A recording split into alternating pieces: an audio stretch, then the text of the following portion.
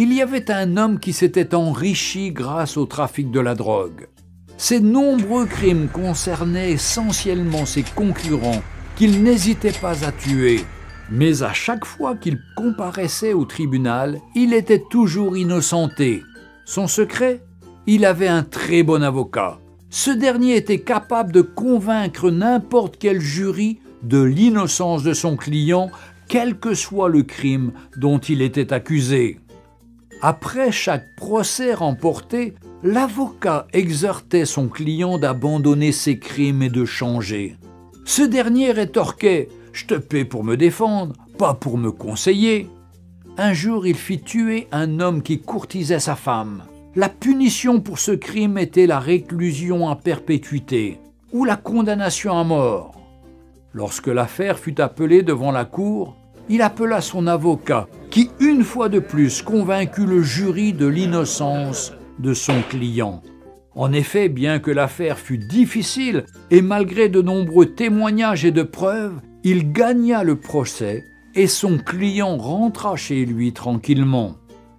Comme d'habitude, l'avocat conseilla le client « Cher ami, il se peut qu'un jour je ne sois pas là. Pour toi, change ton attitude.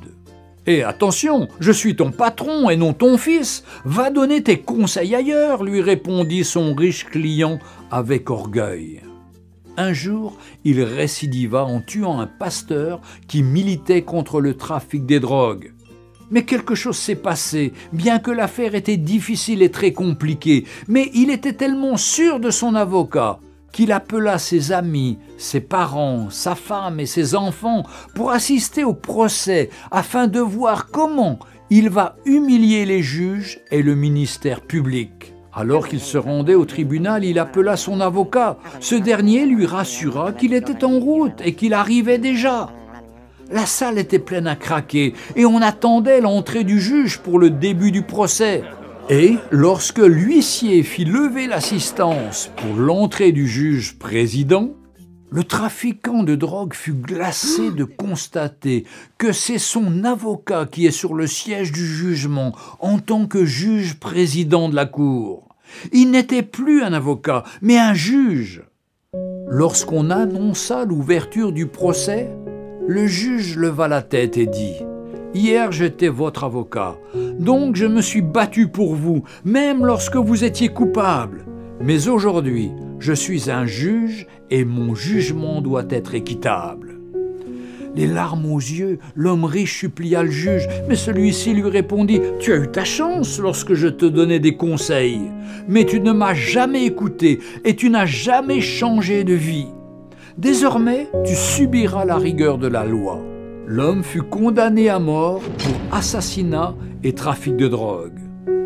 Chers amis, toi qui pratiques le péché, le mensonge, l'hypocrisie, la fornication, les meurtres, l'animosité, les querelles, l'occultisme, l'alcoolisme, etc., etc., aujourd'hui, Jésus-Christ est ton avocat auprès du Père. Il te conseille de changer, de te repentir, de te convertir avant qu'il ne soit trop tard et que tu rejettes sa voix.